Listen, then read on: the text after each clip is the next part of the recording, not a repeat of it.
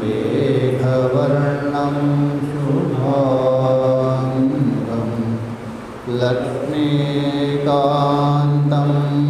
कमलनयनं योगिभिर्ध्यानगम्यं वन्दे विष्णुं भवभयहरं सर्वलोकैकनाथं यं ब्रह्मा वरुणेन्द्ररुद्रमरुता कुर्वन्ति दिव्यैस्तवैः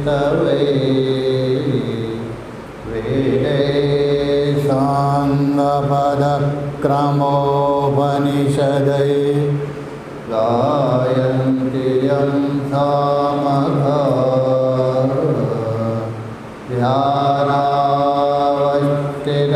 ध्यानावस्थितदर्गदेन मनसा पश्यन्ति यं योगिनो यस्यान्तं न विदुषुरासुरगणाः देवाय तस्मै नमः देवाय तस्मै नमः। गुरुर्ब्रह्मा गुरुर्विष्णु गुरुर्देवो महेश्वरः गुरुः साक्षात् परं ब्रह्म तस्मै श्री गुरवे नमः। ॐ शान्ति शान्ति शान्तिः। भगवान की असीम कृपा से हम लोग श्रीमद् भगवद गीता के 13वां अध्याय के जो दूसरा श्लोक है क्षेत्रज्ञं चापि माम्, उसको लेकर विचार चल रहे। विचार करते करते पूर्व पक्षी और सिद्धांती दोनों में भी चल रहे हैं, क्योंकि इसको कहते हैं स्थूल निगणन न्याय। जैसा आप कोई खूंटा ठोकते हैं अथवा दीवार में कील ठोकते, उसके बाद थोड़ा क्या करते हैं, हिला देते। तो क्यों हिलाते, उसको निकालने के लिए नहीं, मजबूत नहीं हो तो और दो मारेंगे, थोड़ा हिलाएंगे मारेंगे। वैसा ही वेदांती हिला हिला करके घोट रहे थे, पक्का करता है, कभी भी संशय ना हो। क्षेत्रज्ञ ही जीव के विषय में कभी भी संशय ना हो। सोकर उठाने पर भी आपको निश्चय होना चाहिए, अतः मैं जीव नहीं हूँ, मैं ब्रह्म हूँ। इसके लिए इतना काम कर रहे, घोट के दे रहे, हम लोग केवल पीना पड़ेगा। तो पूर्व पक्ष ने अंतिम में आक्षेप ये किया था, अच्छा सिद्धांत जी ये बता दीजिए, तो ज्ञानी है विवेकी है, विधि वाक्य में प्रवृत्त भी नहीं होता है, जैसा स्वर्ग कामो यजेता और कलंजम न बख्शेता, उसमें निवृत्ति भी नहीं होता है। वैसा ही जो अत्यंत जो नैरात्म्यवाद है, देह को ही आत्मा मानने वाला व्यक्ति, वो भी वैसा ही कर रहे। स्वर्ग आदि में प्रवृत्त भी नहीं होता था, स्वर्ग के साधन याग में, और कलंजारी भक्षण में प्रवृत्त नहीं होता। तो दोनों, चाहे तो विवेकी हो अथवा अत्यंत गंवार हो, प्रवृत्ति भी नहीं हो रहे, निवृत्ति भी नहीं हो रहे। तो शास्त्र किसके लिए? शास्त्र का कोई कर्ता ही नहीं रहेगा, तो इसलिए शास्त्र क्या है, अनर्थक होगा। होगा। ये पूर्व पक्षी ने आक्षेप किया। सिद्धांत ने कहा 3 विकल्प करके, ठीक है 2 के लिए शास्त्र भले ही अनर्थक हो, तत्वविद के दृष्टि से प्राप्तव्य तत्व को प्राप्त किया, इसलिए अभी कोई सार्थक नहीं, प्रवृत्ति भी कोई नहीं निवृत्ति। और बिल्कुल जो गंवार है, चार्वाक है, उसके मतलब में स्वर्ग है ही नहीं, परलोक है ही नहीं, तो परलोक है ही नहीं तो शास्त्र कहाँ रहेगा? उनके लिए भी पशुतुल्य है, भले व्यर्थ हो। अरे जो तीसरा एक व्यक्ति है, तीसरा वो है जिसको तत्वज्ञान हुआ नहीं, शरीर से अतिरिक्त एक आत्मा स्वीकार कर रहे हैं और बिल्कुल गंवार भी नहीं है, तत्वज्ञान की ओर जाना चाहता है, उसके लिए तो सार्थक हो रहे, निरर्थक कहाँ? निरर्थक तो नहीं। जैसा मान लीजिए लौकिक दृष्टांत से बढ़िया भोजन बना के रखा है, जिसने पहले ही खाया उसके दृष्टि से भी भोजन क्या है? उनके लिए बेकार। अथवा जिसका बिल्कुल पेट खराब हो गया, इतना खराब हो गया खाना ही नहीं, उनके लिए भी क्या है? बेकार। किंतु बीच वाला जो भूखा है ना, उसके लिए तो व्यर्थ नहीं। तो वैसे यहाँ तत्वज्ञान है, उनका पेट भर गया, इससे विधि और निषेध से। और जो गंवार है उसका पेट ही खराब हो गया, और बीच वाला है उसके लिए भोजन सार्थक है, वैसा ही सार्थक, विरोध नहीं है। और ये तो सभी लोग मानते हैं, केवल हम वेदांत स्वीकार कर रहे बात नहीं। नहा प्रत्यक्षम सर्वेशाम, जितने भी वादी हैं आस्तिक सब मानते, इसलिए आक्षेप मत करो। तो यहाँ तक विचार हुआ था। प्रकारांतर से दोष देने जा रहे पूर्व पक्ष।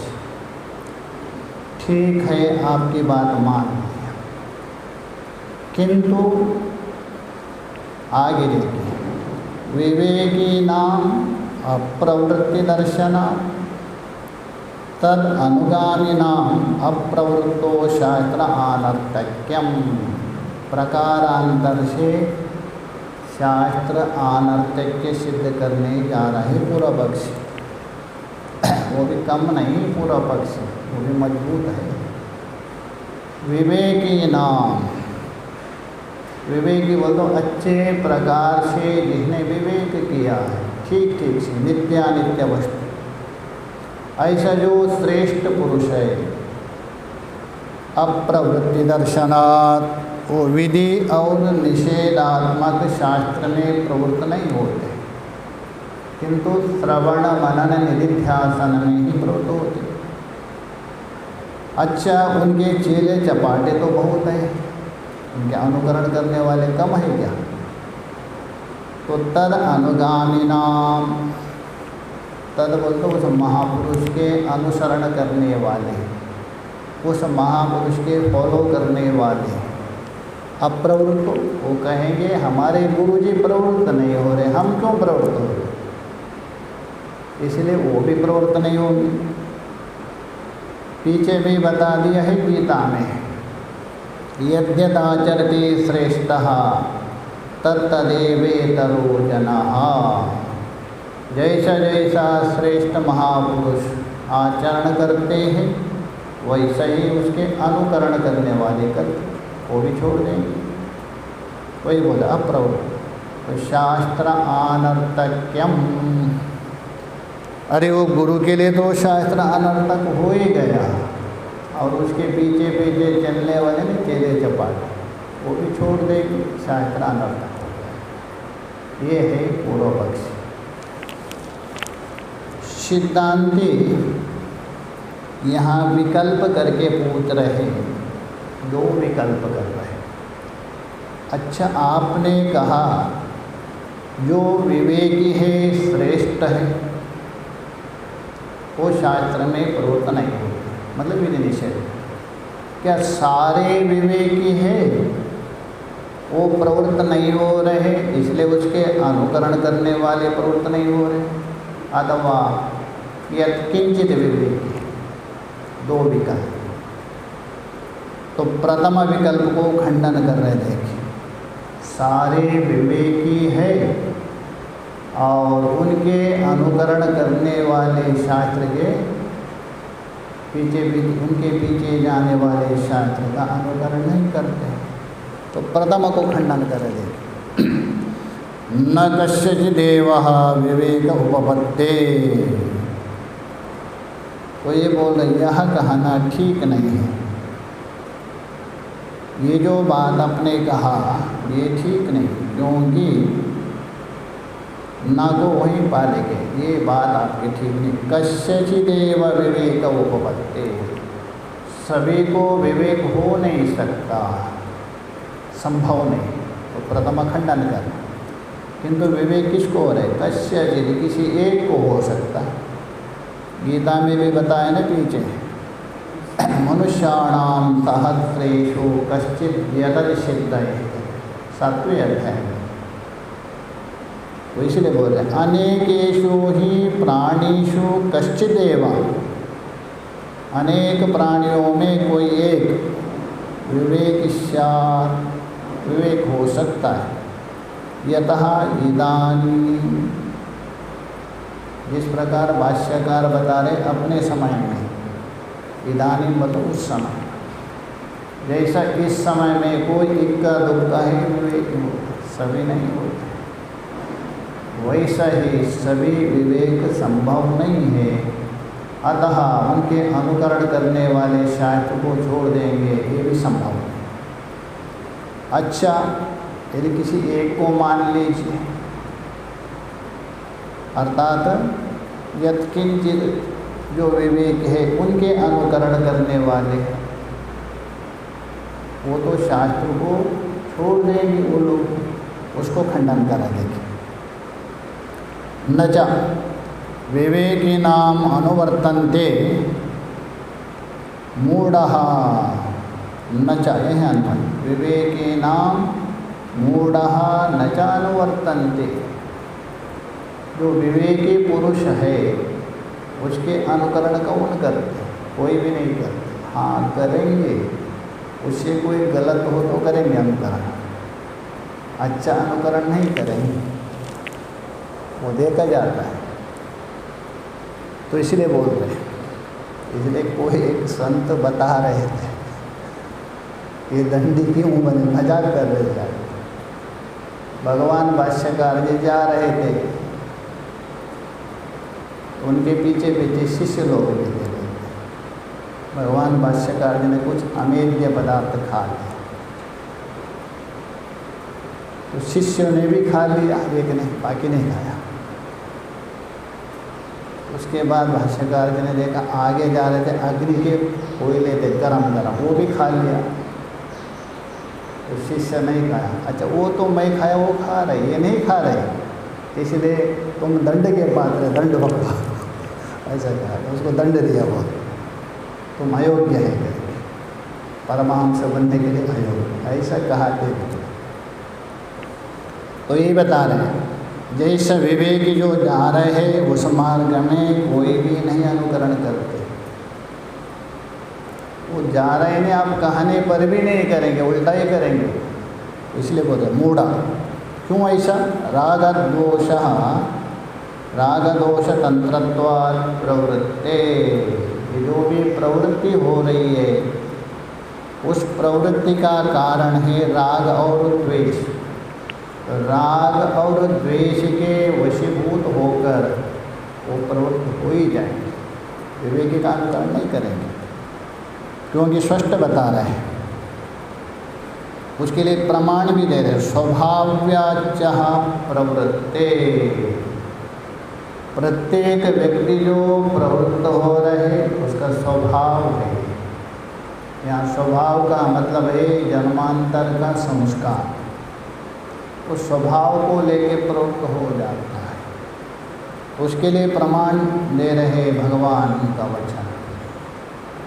स्वभावतु प्रवर्तते, 5वें अध्याय में बता दिया। हर एक व्यक्ति अपने अपने स्वभाव से प्रवृत्त होते हैं। इसलिए हे पूर्व पक्षी, आपको जो चिंता हो गई थी, शास्त्र व्यर्थ होगा, विवेकी तो प्रवृत्त नहीं हुए तो अज्ञानी भी प्रवृत्त नहीं होंगे, शास्त्र बेकार हो गए, चिंता, कोई चिंता मत करो। सबसे पहले तुम विवेकी बनो, देखे तेरे चेहरा लोग विवेकी होंगे, इसलिए चिंता मत करो। इति च उक्तम, ये 5वें अध्याय में बता दिया था। इसलिए आगे फलितार्थ बता रहे, निचोड़ार्थ बता रहे सिद्धांत। तस्मात् अविद्या मात्रम संसारो, संसार कोई अलग नहीं है। अविद्या से उपलक्षण, अविद्या काम कर्म एव संसारः, अन्यत्र बताए भगवान भाष्यकार। संसार कोई अलग नहीं है। अविद्या और अविद्या के बाद कामना, कामना के बाद जो कर्म, बस यही संसार है। ये घूमते रहेगा चक्र। संसार यथा दृष्ट विषयः एव, यतः दृष्ट विषय एव, जैसे ही देखा जाता है अज्ञानियों का विषय बनता है। दृष्ट मतलब अज्ञानी विषय है, बस अज्ञानियों को यही विषय कर रहे हैं। अविद्या काम कर्म ही संसार है, ऐसा देखा है अज्ञानियों का विषय बनना। न क्षेत्रज्ञस्य केवलस्य अविद्या तत्कार्यं च, केवल जो शुद्ध क्षेत्रज्ञ है, देखिए क्षेत्रज्ञ का 2 स्वरूप है, एक वाच्य, एक लक्ष्य। वाच्य को लेके भी विचार करते हो, चलो कोई नहीं, हम भी मानेंगे उसको संसार। वाच्य को लेके भी संसारी मानते हो, कोई हमारी आपत्ति नहीं। वाच्य का मतलब उपाधि विशिष्ट चैतन्य, वो तो संसारी है ही, कोई आपत्ति नहीं। हाँ, लक्ष्य को लेकर इसको बोलते केवल प्रयोग करना है। केवल मतलब शोधित तंबल है, लक्ष्य रूप है वो। अविद्या तत्कार्यम च न कदापि, ऊपर ध्यान कर, कभी संभव नहीं। उसमें अविद्या और अविद्या का कार्य कभी भी संभव नहीं हो सकता है। उसी को ही स्पष्ट कर रहे देखिए भगवान। शुद्ध जो क्षेत्रज्ञ है, अर्थात शुद्ध क्षेत्रज्ञ कहिए, प्रत्येगात्मा कहिए, अथवा त्वंबद का लक्ष्य कहिए, अथवा साक्षी कहिए, वो जो शुद्ध चैतन्य है क्षेत्रज्ञ, वो असंसार है। इसलिए अविद्यादि जो क्लेश है उसके साथ बिल्कुल संबंध नहीं है। तो भी पूर्व पक्षी कहेंगे चलो अविद्यादि के साथ संबंध नहीं, उसमें आरोपित तो है, तभी वो क्षेत्रज्ञ बना। तो आरोपित होने से उस आरोपित उपाधि के द्वारा भी वो युक्ति होना चाहिए, कुछ ना कुछ लेश होना चाहिए उसको, स्वतः भले ना। आरोपित होने से भी कुछ ना कुछ स्वस्य होना चाहिए उसमें। ये है पूर्व पक्षी का आक्षेप, दिया नहीं ऊपर से समझ लीजिए। पूर्व पक्षी कहेंगे चलो मान लिया आपकी बात। क्या मान लिया? शुद्ध जो क्षेत्रज्ञ है, त्वंबद का लक्ष्य है प्रत्येगात्मा, उसके साथ वास्तव में अविद्यादि का संबंध नहीं, किंतु आरोपित तो मानते हैं ना। आरोपित के बिना संसारी कैसा बनेगा? अच्छा, आरोपित जो अविद्यादि है उसका तो संबंध हो जाएगा थोड़ा सा, ज़्यादा ना होने पर उसका समाधान कर रहे हैं, लेकिन नचा खंडन कर रहे हैं उसका।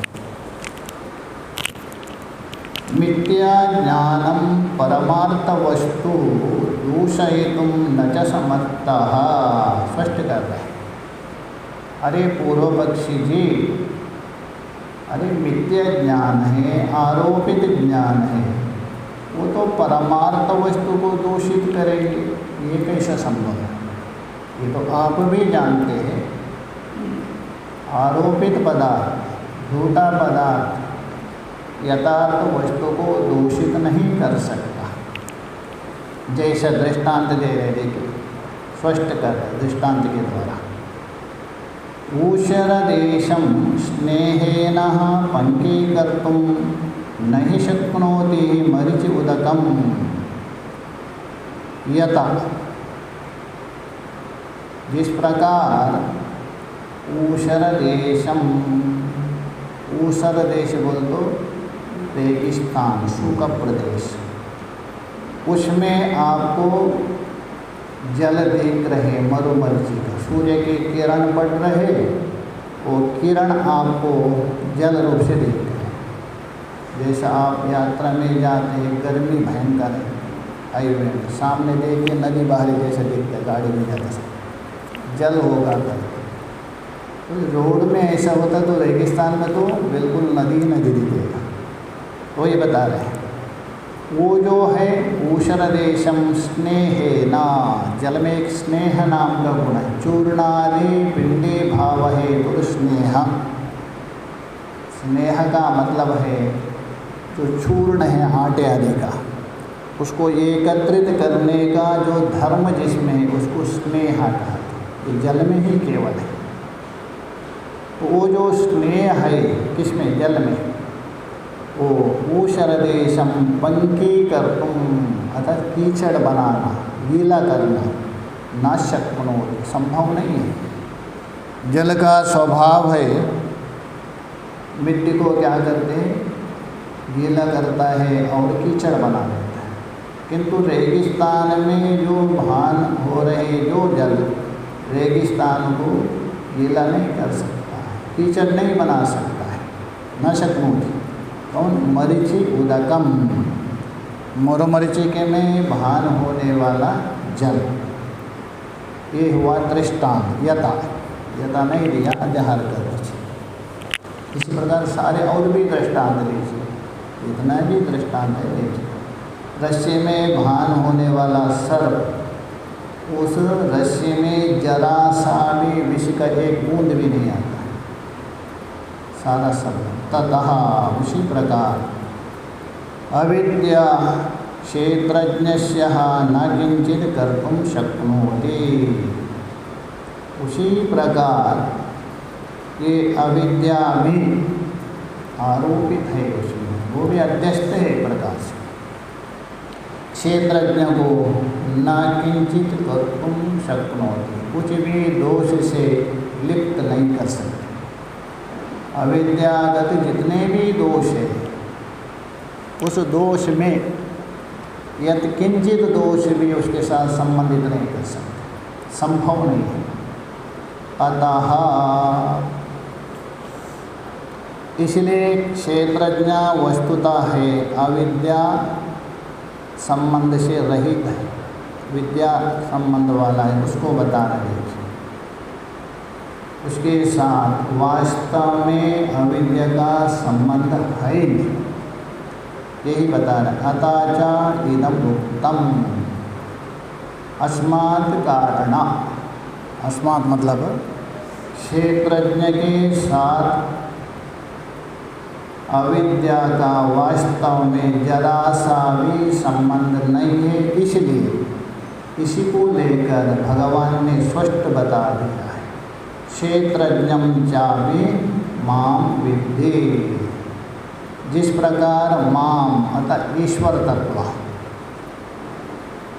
योग सूत्र में स्पष्ट कहा गया, अविद्यादि क्लेश अपरमृष्टा ईश्वर। अविद्यादि जो पंचक क्लेश है, अविद्या अस्मिता राग, उससे अपरमृष्ट संबंध रहित है, वो ईश्वर है। अभी वही ईश्वरी यदि क्षेत्रज्ञ है, उसके साथ कहाँ से संबंध आए?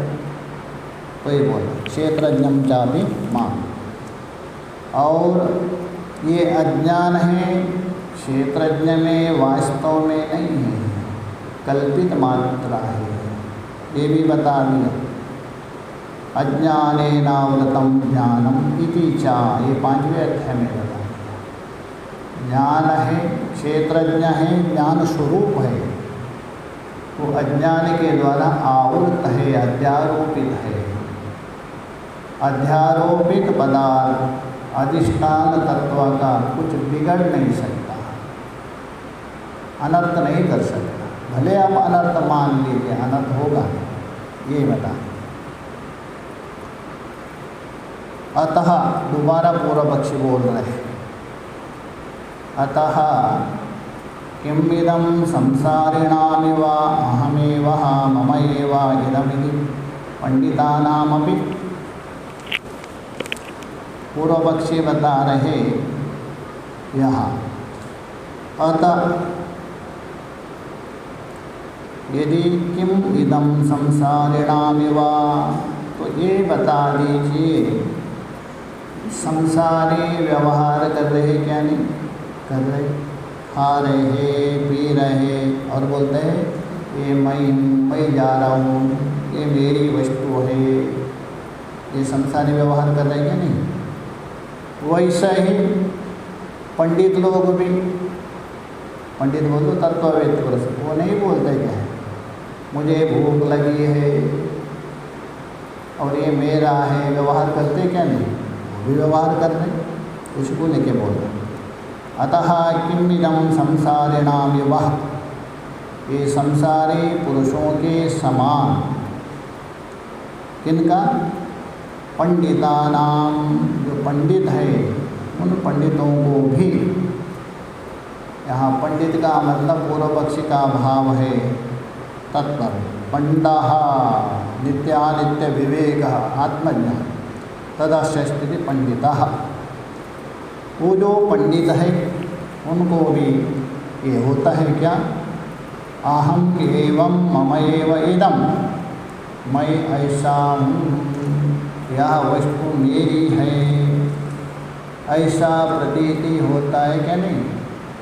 ज्ञानी को होता है ना, अज्ञानी को भी होता है। तो इसीलिए इसका पांडित्य क्या है, दोनों में अंतर क्या हो रहा है।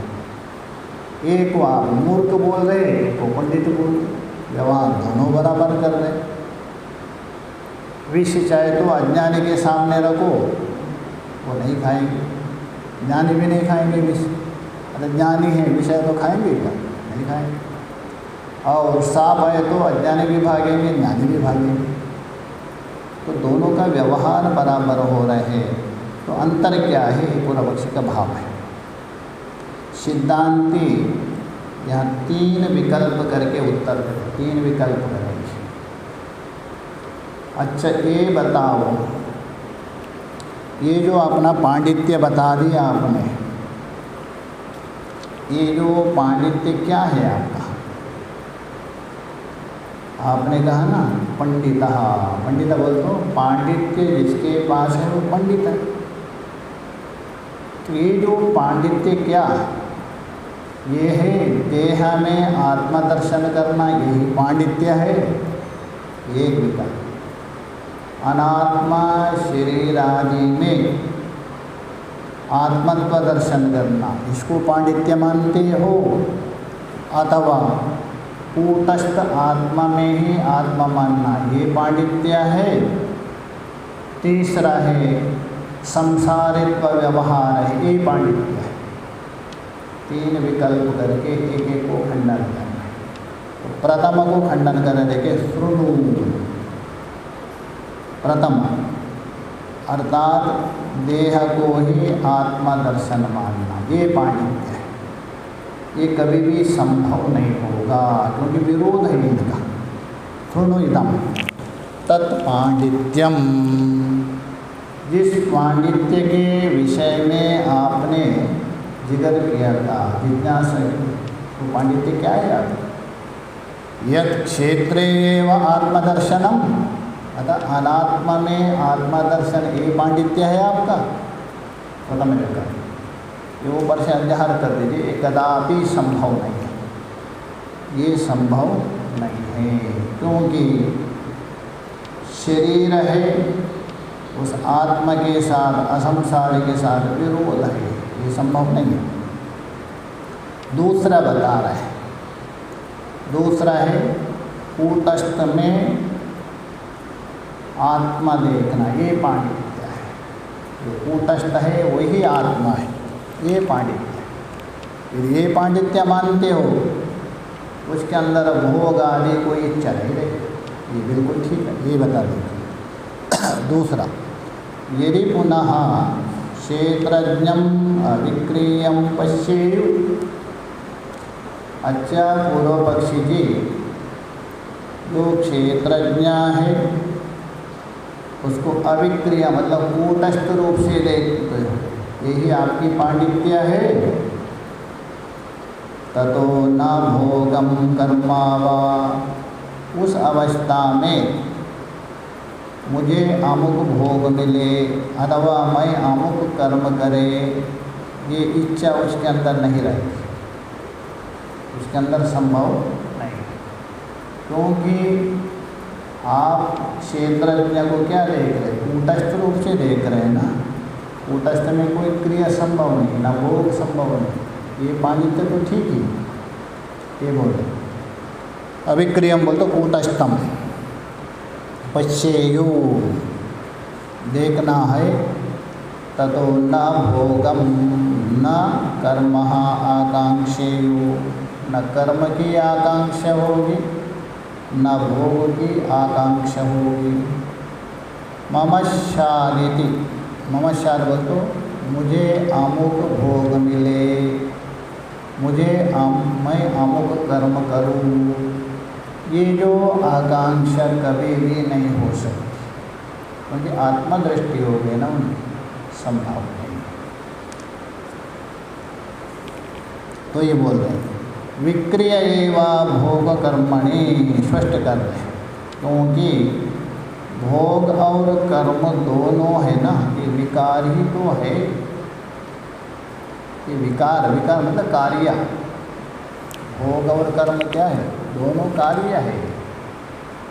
और आत्मा में कोई कार्य संभव नहीं है, वो अविकार्य है, दूसरे अध्याय में बताया गया है। इसलिए बोलते हैं विक्रिय एवं भोग कर्मणि अतः, ऊपर से अध्याय कर दीजिए, कूटस्थ आत्मा को जानता है, उसमें भोग भी और कर्म भी संभव नहीं।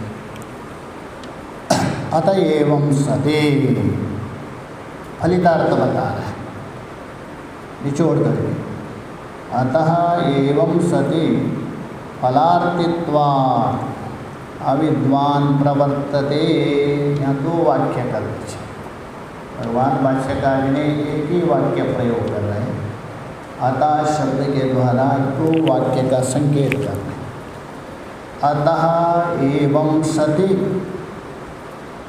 फलार्थित्वा अभावात् तत्वज्ञानी न प्रवर्तते, एक वाक्य। इसलिए फल की इच्छा ना होने से, भोग की इच्छा ना होने से तत्वज्ञानी प्रवृत्त नहीं होता है, एक वाक्य। दूसरी वाक्य तो दे रहे हैं फलार्थित्वात्, फलार्थी बोल तो भोग की इच्छा होने से, फल की इच्छा होने से। तो उससे हुआ क्या, अविद्वान प्रवर्तते, अविद्वान प्रवर्तते, क्योंकि एक परिशेष न्याय होता है। दो व्यक्तियों में एक को बताने से दूसरा को अपने आप सिद्ध होता है। जैसे दो व्यक्ति जा रहे हैं, उसमें आपने कहा अरे वो जो सफ़ेद वस्त्र वाला है ना, लंबा चौड़ा, वो चोर नहीं है, अच्छा। उससे क्या होता है, दूसरा व्यक्ति अच्छा आदमी नहीं है, ये परिशेष में है। वैसे यहाँ बता दिया, ये जो फलार्थी अविद्वान प्रवृत्त हो रहे हैं, इसका मतलब विद्वान प्रवृत्त नहीं हो रहे, ये अपने आप सिद्ध होता है। विदुषा पुनः अविक्रियात्मदर्शिनः, स्पष्ट कर रहे हैं, विद्वान तो कैसा है? अविक्रियात्मदर्शिनः, जो आत्मा है किसी का कार्य नहीं है, आत्मा में कोई विकार नहीं है, ऐसा षड विकार है ना, जायते अष्ट, उसे रहित है। तो ये बोला अविक्रियात्मदर्शिना फलार्थित्व अभाव, इसके अंदर फल की इच्छा है ही नहीं। प्रवृत्ति अनुपपत्तो, इसमें प्रवृत्ति बनेगी नहीं। कार्य करण संघात व्यापार उपरमे निवृत्ति उपचर्यते। अच्छा, यहाँ पूर्व पक्षी है नहीं, ऊपर से अध्याहार कर। ठीक है, जो तत्ववित्त है, विवेकी है, प्रवृत्ति भी नहीं है, निवृत्ति भी नहीं, प्रवृत्ति भी नहीं, निवृत्ति भी नहीं। अच्छा, यदि ऐसी बात है, निवृत्ति भी नहीं करेगा वो, प्रवृत्ति भी नहीं करेगा, कोई विष ला के दे तो खाना चाहिए ना, निवृत्त नहीं होना चाहिए। तो कहते तत्वज्ञानी निवृत्त हो गया, इससे यह व्यवहार क्यों हो रहा है? नहीं होना चाहिए ना। उसके लिए उत्तर दे देखिए, कार्य करण संघाता व्यापार उपरमे। कार्य का मतलब है स्थूल शरीर और करण का मतलब है सूक्ष्म शरीर।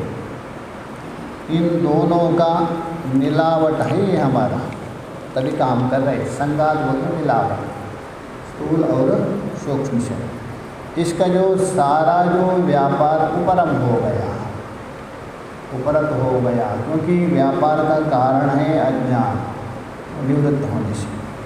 निवृत्ति उपचर्यते, अतः विद्वान अमुक क्रिया से निवृत्त हो गया। ये गौण प्रयोग है, मुख्य नहीं।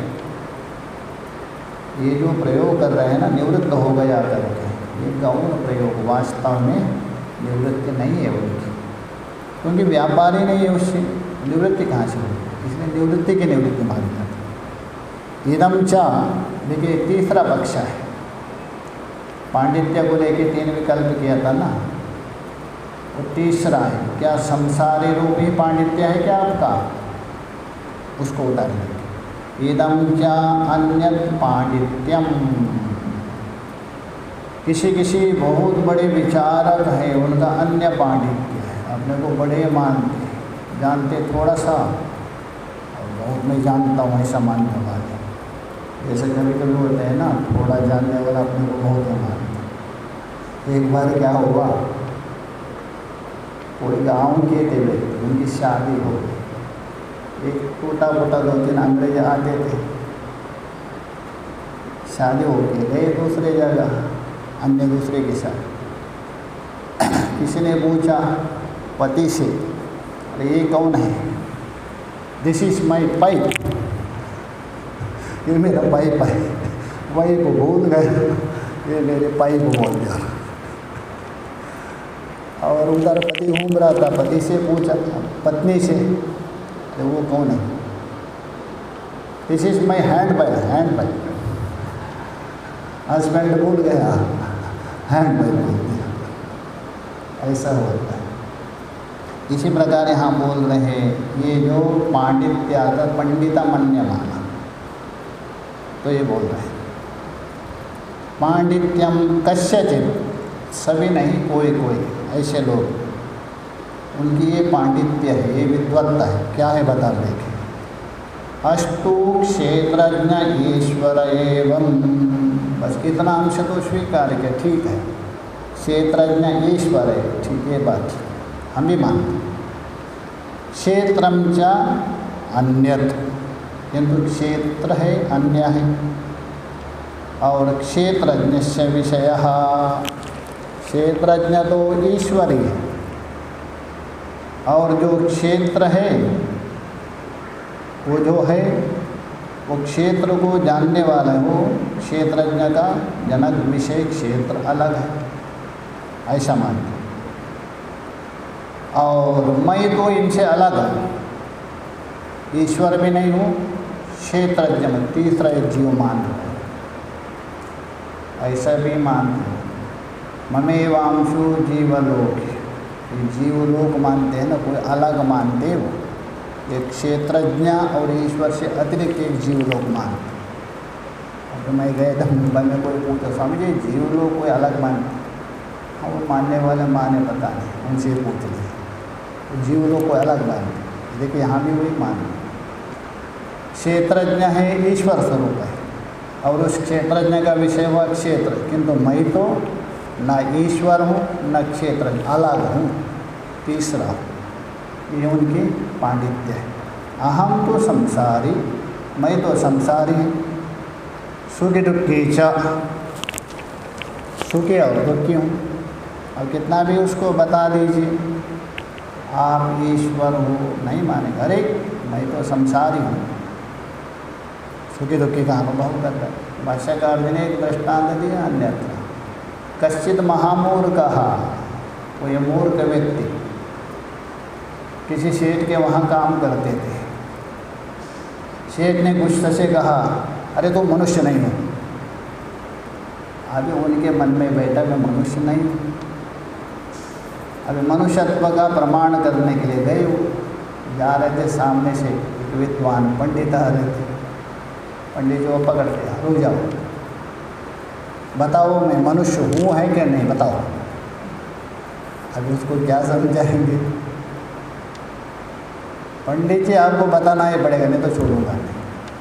उन्होंने बोला बताऊँगा, छोड़ दो। ये पेड़ दिख रहे हैं ना, वो आप नहीं हो। ये जो नदी है वो तुम नहीं हो। इधर गाय भैंस है वो तुम नहीं हो।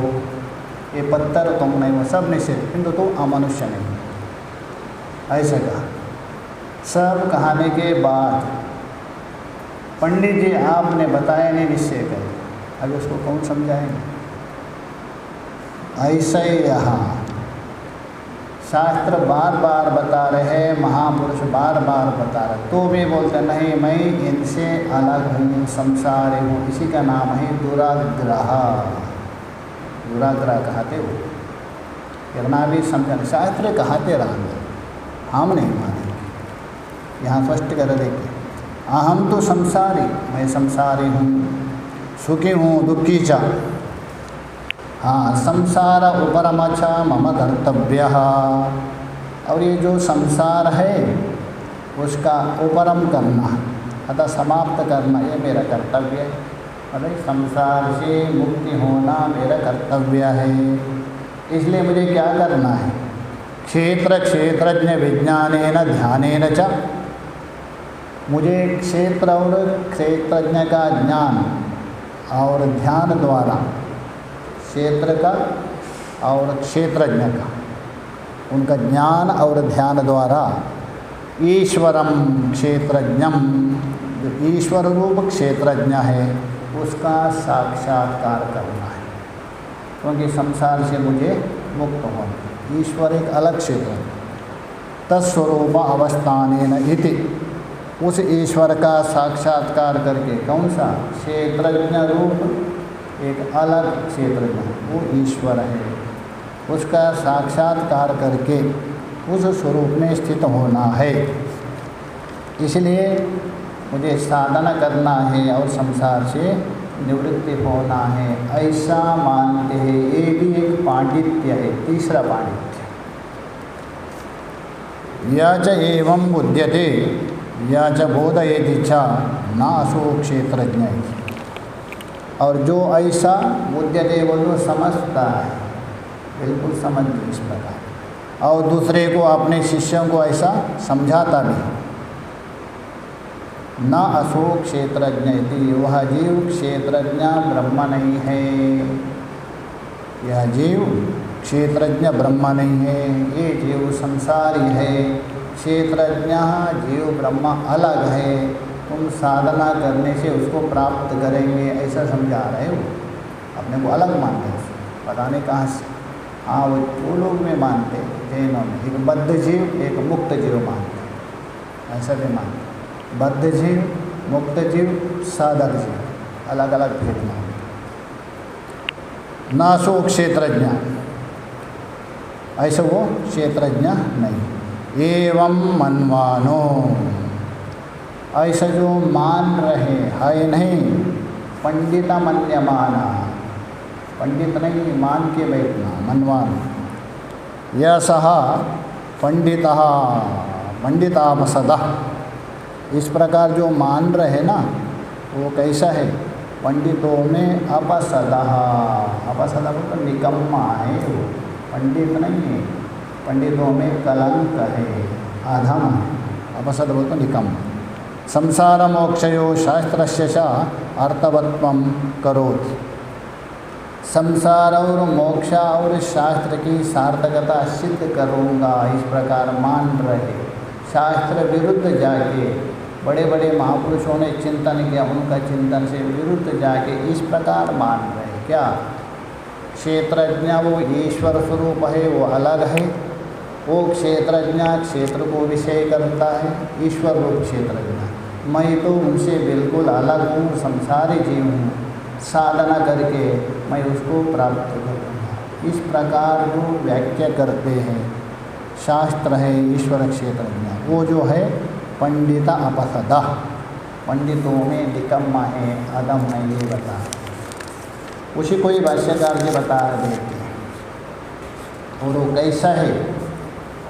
आत्मा स्वयं मूढ़ः, वो आत्मा, आत्मा हम तो अपना आत्मा को हनन करने वाला।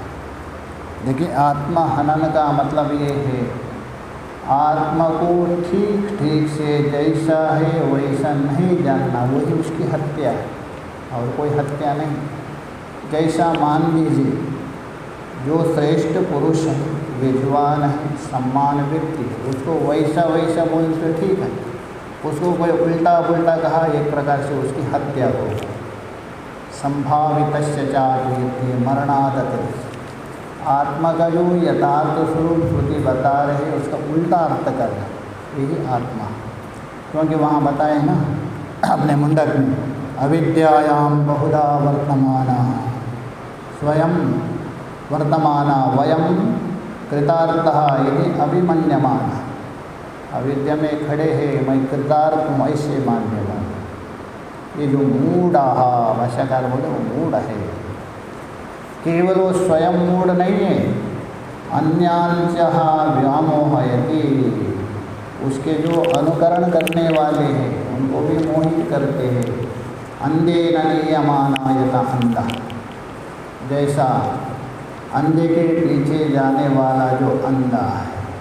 एक अंधे ने कहा, सभी अंधे मिल गए एकत्र, तो एक जगह जाना था, ऐसा जाए। एक अंधे ने कहा कोई चिंता नहीं, हमारी धोती पकड़ दो, हमारा पीछे भेजे आ जाए। वो गए, जाते जाते वो कुआं में गिर गए, पीछे वाले सारे उसी कुआं में गिर गए। ये अंध गोलाम लगाया। यहाँ मोहे थी शास्त्रार्थ संप्रदाय रहितत्वात्, स्पष्ट बता रहे ना उनको शास्त्र का अर्थ पता है, शास्त्र क्या कहना चाह रहे, शास्त्र की यथार्थता क्या है वो भी पता नहीं। और संप्रदाय रहितत्व, ना कोई असंप्रदायिक, सांप्रदायिक व्यक्ति कभी भी ऐसा नहीं कहेंगे। सांप्रदायिक वो जो संप्रदाय नहीं है ना सरकार का, यहाँ संप्रदाय का मतलब है गुरु शिष्य परंपरा से जो अनादि से चल रहे, ये संप्रदाय। संप्रदाय शब्द इतना अच्छा शब्द है, उसको ऐसा दूषित कर दिया पता ही नहीं। सम्यक प्रदीयते है, गुरु अपने अंदर जो भी ज्ञान है अच्छे प्रकार से जो शिष्य को देता है वो संप्रदाय है, इसी का नाम है संप्रदाय। परंतु आजकल कुछ का कुछ तोड़ मोड़ कर पता ही नहीं, तो इसलिए बोल रहे हैं वो संप्रदाय रहित है। श्रुति हानिम श्रुतहानम अश्रुत कल्पना, शास्त्र में जो सुना है उसको त्याग दिया, और जो अश्रुत अपने मर्जी से कल्पना किया उसी को ये भाष्यकार स्पष्ट कर रहे एक बात, तस्मात् ऐसे व्यक्तियों से सावधान रहिए, सचेतन कर रहे।